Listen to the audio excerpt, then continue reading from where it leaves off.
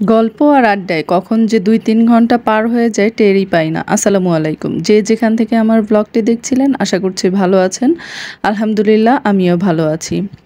চলে গেলাম স্কুলের এক ভাবির বাসায়। হঠাৎ করেই সেদিন ভাবির বাসায় যাওয়া হলো। আসলে ভাবি যে এরিয়াতে থাকে সেখানে আমি আমার এক পরিচিতর জন্য বাসা দেখতে গিয়েছিলাম। তো ভাবির বাসাটা একটু ঘুরে দেখলাম। সেখানে আসলে সেই আমার আত্মীয়ের যে বাসা দেখার জন্য গিয়েছিলাম সেটা দেখে আমার আত্মীয় আসলে চলে গিয়েছে। আর আমিও ভাবিকে একটা ফোন দিয়েছিলাম। ভাবিও আমাকে সেইভাবেই ওয়েলকাম করলো। যাই হোক আমার সেই আত্মীয় চলে গিয়েছে। তারপরে হচ্ছে আমরা দুজনে অনেকদিন পরে আসলে দেখা হয়েছিল। কারণ হচ্ছে স্কুলটা বন্ধ ছিল, ঈদের ছুটিতে স্কুল বন্ধ, তারপরে এই যে আবার গ্রীষ্মের ছুটি, যার কারণে স্কুলে যাওয়া হচ্ছে না। স্কুলে গেলে তো প্রত্যেক দিন আমরা একসঙ্গে ৩ ঘন্টা বসি, সেখানে গল্প করি। আর অনেক দিন যেহেতু একসঙ্গে বসে কথা হচ্ছে না, তো ভাবলাম সেদিন যেহেতু ওই সাইডে গিয়েছি তো ভাবির সঙ্গে একটু গল্প করে আসি।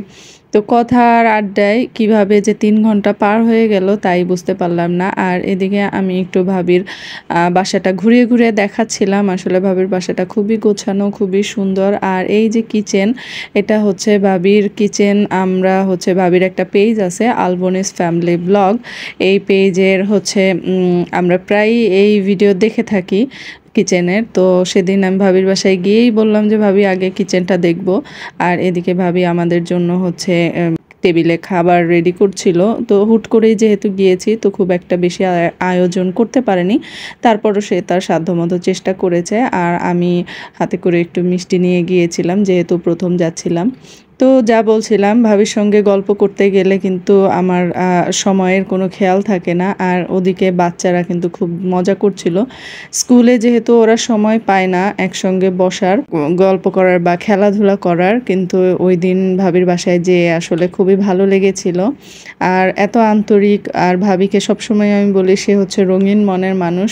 সবসময় একটা আনন্দময় পরিবেশের মধ্যে সে রেখে দেয় সবাইকেই। মানে একটা গল্প আড্ডায় বসি না কেন আমরা, সেখানে ভাবি আসলে একদম মাতিয়ে রাখে, এরকম একটা ব্যাপার।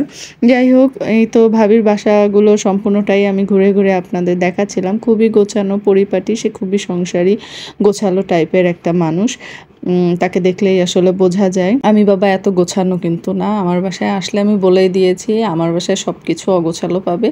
যাই হোক ভালো লাগছিল। আর এদিকে বাচ্চারা কিন্তু খুবই দুষ্টুমি করছিল, খেলাধুলো করছিল। আর এরপরেই নাস্তা সেরে নিয়েছি আমরা। নাস্তাটা কমপ্লিট করে হচ্ছে এখানে ভাবির বেডরুমে বসেছি। সেখানে বসে হচ্ছে আমরা একটু আম বানানো খাচ্ছি।